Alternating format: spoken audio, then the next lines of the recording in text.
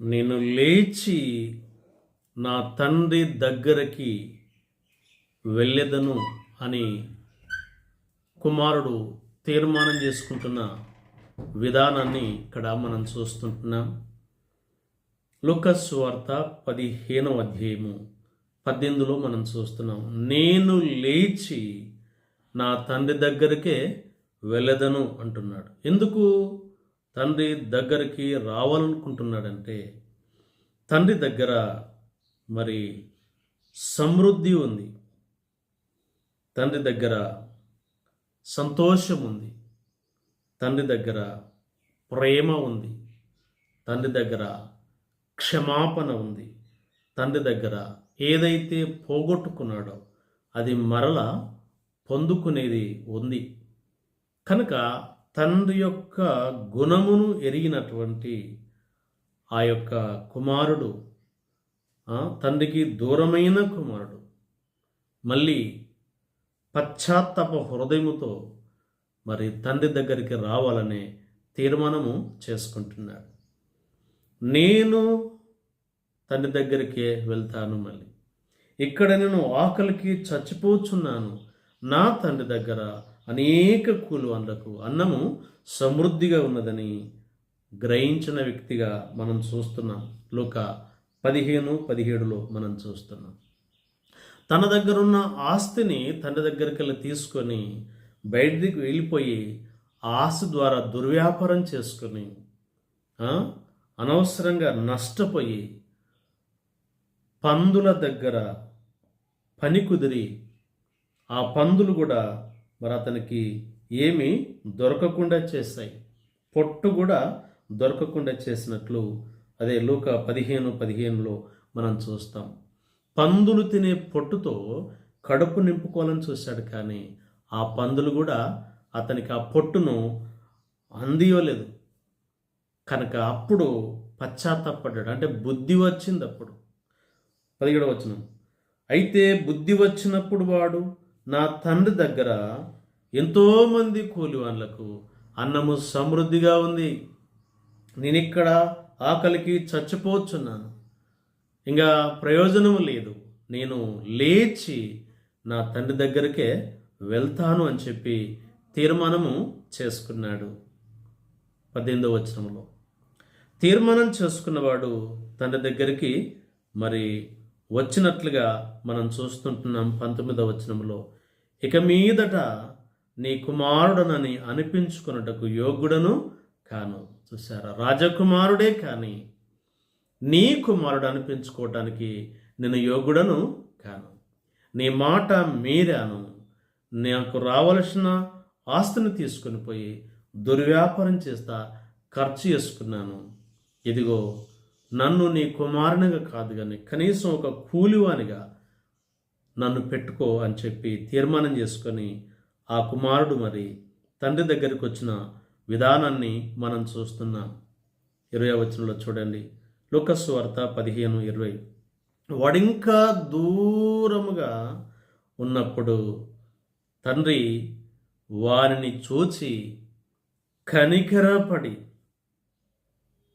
పరిగెత్తుకొని వాని దగ్గరికి వెళ్ళి వాని మెడ మీద పడి వాని ముద్దు పెట్టుకున్నట్లుగా ఇక్కడ మనం చూస్తున్నాం. చూసారా, తండ్రి యొక్క ప్రేమ ఎంత గొప్పదో అక్కడ మనం చూస్తున్నాం. తండ్రి కనికరము అక్కడ మనం చూస్తుంటున్నాం. ముద్దు పెట్టుకొని అదిగో మరి 17:20లో మనం చూస్తున్న వాడింకా దూరంగా ఉన్నప్పుడు తండ్రి వారిని చూచి కనికరపడి పరిగెత్తి వాని మెడ మీద పడి వాని ముద్దు పెట్టుకున్నాను. క్షమించాడు తండ్రి, కనికరం చూపాడు, ప్రేమ చూపాడు. ఆ కుమారుడు అంటున్నాడు ఇప్పుడు 21లో, అప్పుడు ఆ కుమారుడు అతనితో, తండ్రి నేను పరలోకమునకు నీకును విరోధముగా పాపము చేసిన వాడను, నీ కుమారుడని అనిపించుకున్నటకు ఇక నేను యోగుడను కాను అన్నాడు. కానీ తండ్రి అతన్ని క్షమించాడు, అవన్నీ ఏవీ పట్టించుకోలేదు. ఏదైతే నాకు దూరమైన వాడు బుద్ధి వచ్చినప్పుడు తప్పు తెలుసుకొని పశ్చాత్తపడి మరలా నా కుమారుడు నా దగ్గరికి వచ్చిండని చెప్పి అతన్ని క్షమించి అతని పట్ల ప్రేమ చూపించి అదిగో ఏం చేస్తున్నాడో చూడు. లూకాసు వార్త 15:22-23లో మనం చూస్తున్నాం. అయితే తండ్రి తన దాసులను చూచి ప్రశస్తమైన వస్త్రములు త్వరగా తెచ్చి వీనికి కట్టి వీని చేతికి ఉంగరం పెట్టి పాదాలకు చెప్పులు తొడిగించుడి, మనము తిని సంతోషపడదము. ఈ నా కుమారుడు చనిపోయి తిరిగి బ్రతికెనని వారితో చెబుతున్న విధానాన్ని ఇక్కడ మనం చూస్తుంటున్నాం. కనుక వాక్యం వింటున్న నా సహోదరి సహోదరుడు, తప్పిపోయిన కుమారుడు పశ్చాత్తాప హృదయముతో తండ్రి దగ్గరికి వచ్చినప్పుడు ఆ తండ్రి ఎంతో మరి ప్రేమ చూపించి మెడ మీద పడి ముద్దు పెట్టుకొని చెంపిరి గుడలతో వచ్చిన అతన్ని మళ్ళీ రాజవస్త్రాలు, ప్రశస్తమైన వస్త్రాలను అతనికిచ్చి అతని చేతుకు ఉంగరం పెట్టి పాదములకు చెప్పులను తొడిగించి మంచి భోజనమును సిద్ధపరిచినట్లు మనం చూస్తున్నాం. అవును, తండ్రి దగ్గర సంతోషం ఉంది, తండ్రి దగ్గర సమృద్ధి ఉంది, తండ్రి దగ్గర పోగొట్టుకునేది మరలా పొందుకునే అవకాశము ఉంది. కనుక అది గ్రహించినటువంటి కుమారుడు నన్ను క్షమిస్తాడు ఖచ్చితంగా. క్షమించకపోయినా, తన కుమారునిగా పెట్టుకోకపోయినా, కూలివానిగానైనా నేను ఉంటానని తీర్మానం చేసుకొని పశ్చాత్తాప హృదయంతో మరి తండ్రి దగ్గరికి రాగా అతడు క్షమించి కోల్పోయినవన్నీ కూడా మరలా ఇచ్చినట్లుగా మనం చూస్తుంటున్నాం. వాక్యం వింటున్న నా సహోదరి సహోదరుడు, మన ఆత్మీయ తండ్రి అయిన పరలోకపు ప్రియప్రభు కూడా మనల్ని ఆహ్వానిస్తుంటున్నాడు. భూదిగంతముల నివాసులారా, నా వైపు చూసి రక్షణ పొందడి, ప్రయాసపడుతూ భారం మోసుకునిచున్న సమస్త జనులారా నా యుద్ధకు వచ్చి విశ్రాంతిని పొందుడి అని చెప్పి మత్తయి సువార్త 11:28-29లో ప్రియప్రభు పలుకుతూ ఉంటున్నాడు. మరి దేవునికి దూరమై శాంతి లేక, సమాధానం లేక, లేమిడిలో ఉంటూ మరి ఇబ్బందిలో ఉన్నట్లయితే వాక్యం వింటున్న నా సహోదరి సహోదరుడు, ప్రభుకు దగ్గరగా రమ్ము. ప్రభు దగ్గరికి వచ్చి ఆయన క్షమాపణ అడిగితే ఆయన క్షమించేవాడు ఉన్నాడు. ఏది నువ్వు కోల్పోయినావో ఆ ఆనందం, ఆ సంతోషం మరలా నీకు అనుగ్రహించేవాడు ఉన్నాడు. రక్షణ భాగ్యమును నీకు ఇచ్చేవాడు ఉంటున్నాడు. కాబట్టి ఆయనకు వేరుగా ఉండి మనమేమీ చేయలేము. నేను ద్రాక్షావళిని, తీగలు మీరు నాలో ఉండి ఫలించండి అని యోహాను సువార్త 15:5లో కూడా మనం చూస్తున్నాం. ప్రభుకు వేరుగా ఉండి మనమేమీ చేయలేము. ఆయన యందు మనము, మన యందు ఆయన మాటలు నిలిచిన ఎడల మనకేది ఇష్టమో అది అడుగుడి, అది మీకు అనుగ్రహింపబడనని యోహాను 15:7లో కూడా ఆ మాటలు మనం చూస్తున్నాం. కాబట్టి వాక్యం వింటున్న నా సహోదరి సహోదరుడా, అదిగో ఆ తప్పిపోయిన కుమారునికి ఎప్పుడు బుద్ధి వచ్చిందంటే సమస్తము కోల్పోయినప్పుడు, ఇబ్బంది పడసాగినప్పుడు బుద్ధి వచ్చి మరి తండ్రి దగ్గరకు వచ్చినట్లు మనం చూస్తున్నాం. అవును, మనం అట్లా పూర్తిగా సమస్తము కోల్పోయి పూర్తిగా ఏమిటికి పనికి రాకుండా అయినప్పుడు, ఇబ్బంది పడసాగినప్పుడు అప్పుడే కాకుండా అదిగో సమయం ఉండగానే